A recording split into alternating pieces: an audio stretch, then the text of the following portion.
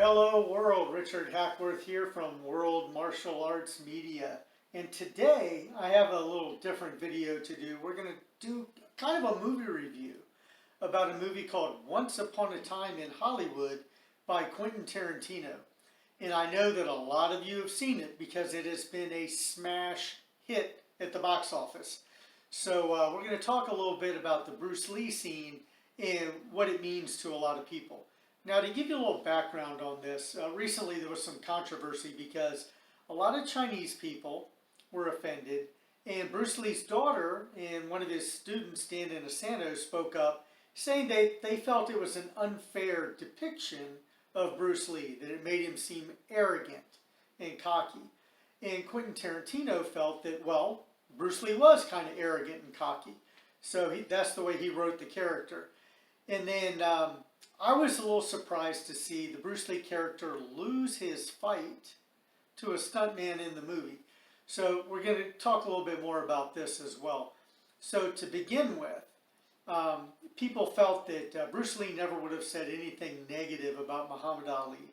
You know, but Quentin Tarantino pointed out that in her autobiography, Bruce Lee's wife, Linda Lee, even mentioned that Bruce Lee felt he could have beat Muhammad Ali.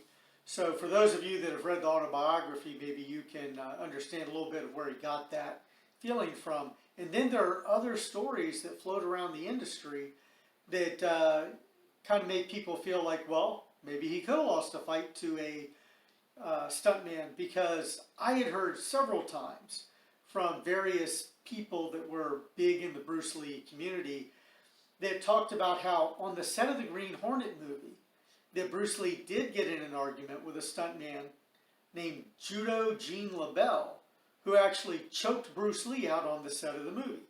So if you think that's true or not true, or if you have different information, leave it in the comments section down below for everybody to be better informed. So in the movie, Leonardo DiCaprio plays an aging actor whose career has kind of gone downhill because now he's playing the bad guy in small bit movie parts where he gets beat a lot. Whereas in his earlier days, he was the hero or star of a Western TV show. And for all of his career, the Cliff, who is played by Brad Pitt, was his stunt double. And according to Quentin Tarantino, the character Cliff is a former Green Beret who killed numerous men in hand-to-hand combat during World War II.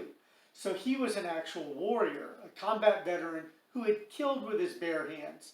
And so when the Bruce Lee character talked about how he admired warriors and that he felt that boxing was a very realistic sport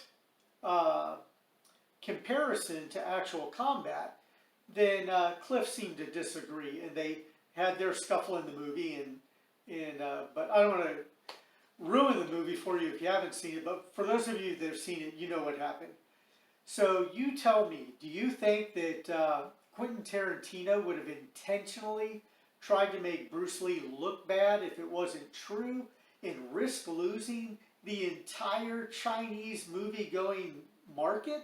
That would be a bad move for any director. So, or do you believe that maybe Bruce Lee was a little cocky, a little arrogant, and got in scuffles with stuntmen on the scenes in movies, sets, or on the scene or on the set of the Green Hornet? You tell me in the comments below. So for me, overall, I feel the movie was great. Like I said, I was a little surprised by that one scene, but I don't think it ruined the movie for me, like it may have for some other people. But to really make people understand why this is important, we have to take a look at that era.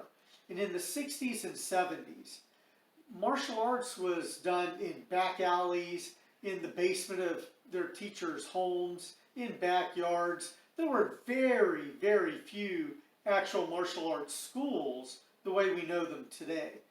And so the Kung Fu movie boom of the early 70s and the late 60s really kind of brought martial arts to become an actual field of endeavor where people could earn their living full time as a martial arts teacher.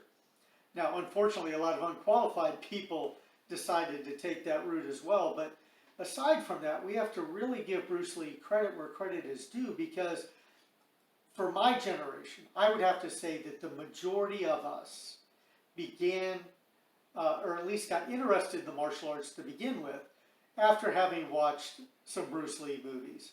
And like I said, so if you're a Bruce Lee fan, if Bruce Lee was the reason you got into martial arts, tell your story in the comments below. All right, guys, that's really all the love I got for you. Don't forget to express your opinion. I really want to know, do you feel that the depiction of Bruce Lee in this movie, Once Upon a Time in Hollywood, was unfair and unrealistic? Or do you feel it was a pretty accurate depiction? All right, guys, like I said, leave it in the comments below. And do me a favor, while you're here, go ahead and subscribe to this channel. And then don't forget to click and ring that bell so that you get notifications of our upcoming videos as well, because you don't want to miss any of the content coming to this channel. Thank you for watching.